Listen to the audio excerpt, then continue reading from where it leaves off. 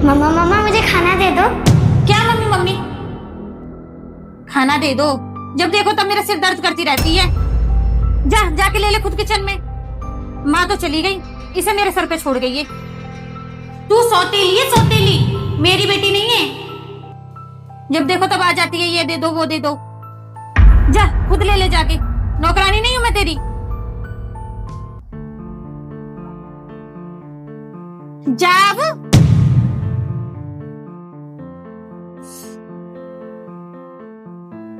जीना हराम कर रखा है इसने।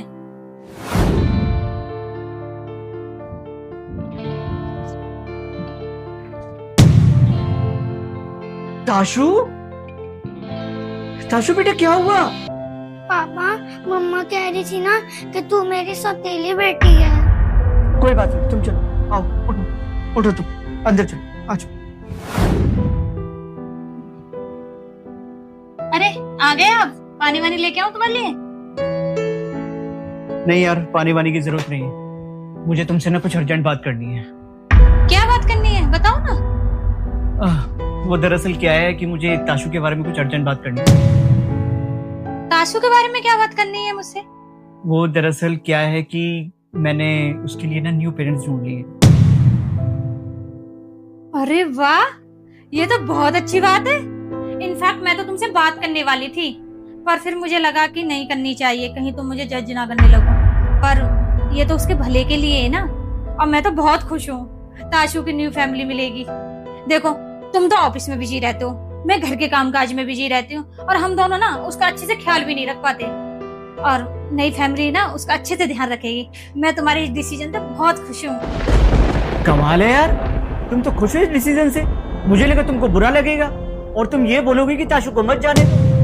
अरे नहीं नहीं, मेरा ये मतलब नहीं है, वो तो मेरी बेटी है, मतलब मैं उसे बहुत प्यार करती हूँ। पर यार एक माँ तो अपनी बेटी के लिए अच्छा ही चाहेगी ना, बस मैं वही चाहती हूँ उसके लिए। पर मुझे दुख तो होगा, वो मुझसे दूर रहेगी, पर मैं मैनेज कर लूंगी उसकी खुशी के लिए। पर वो ना मुझे कभी एक्सेप्ट नहीं कर पाएगी। उसका ना अजीब सा रूट सा नेचर है मेरे लिए, ना वो मेरी बात सुनती है, ना कभी वो मेरी बात मानती है, और तो और वो खाना मेरे मुंह पे फेंक देती है। वो मुझे कभी पसंद नहीं कर पाएगी। यार चाहता तो मैं भी उसकी खुशी हूँ, मैं भी यही चाहता हूँ कि उसकी परवरिश बहुत अच्छे से हो, इसलिए मैंने उसके लिए न्यू पेरेंट्स ढूंढे। बट गुंजन, प्रॉब्लम यही नहीं, प्रॉब्लम ये है कि हमें ये घर भी खाली करना पड़ेगा। ये घर क्यों खाली करना पड़ेगा?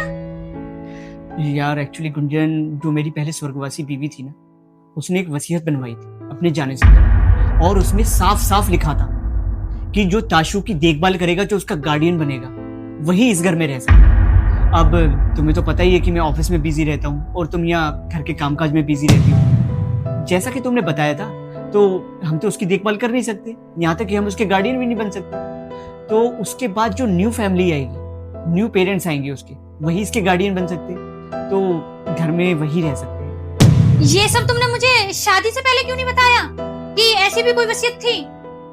यार गुंजन, कभी वसीयत की जरूरत पड़ी नहीं, क्योंकि मुझे लगा कि तुम सब संभाल लोगी, लेकिन मुझे क्या पता था कि आगे जाके इतनी दिक्कतें आने लगेगी। तो ठीक है ना फिर।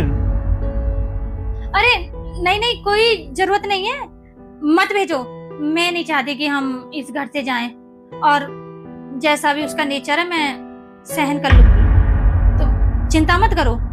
आखिर माँ हूं मैं उसकी यार, माँ अपने बच्चे के लिए कुछ भी कर सकती है ना? मैं और ताशु अच्छे से रहेंगे, तुम चिंता मत करो। और चाहे मुझे ही घर में काम करने के लिए नौकरानी रखनी पड़े, पर मैं उसका अच्छे से ध्यान रखूंगी, तुम चिंता मत करो, ठीक है?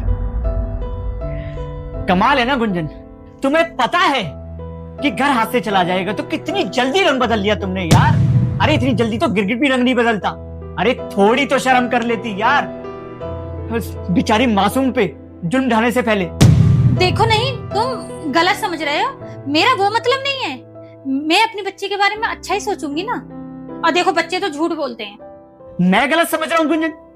गुंजन, एक बड़ा इंसान झूठ बोल सकता है, यहाँ तक कि तुम और मैं झूठ बोल सकते हैं, लेकिन एक बच्चा झूठ नहीं बोल सकता। वो वही बताता है जो उसके साथ होता है। और उसने बताया, ताशु ने बताया मुझे कि क्या किया तुमने उसके साथ।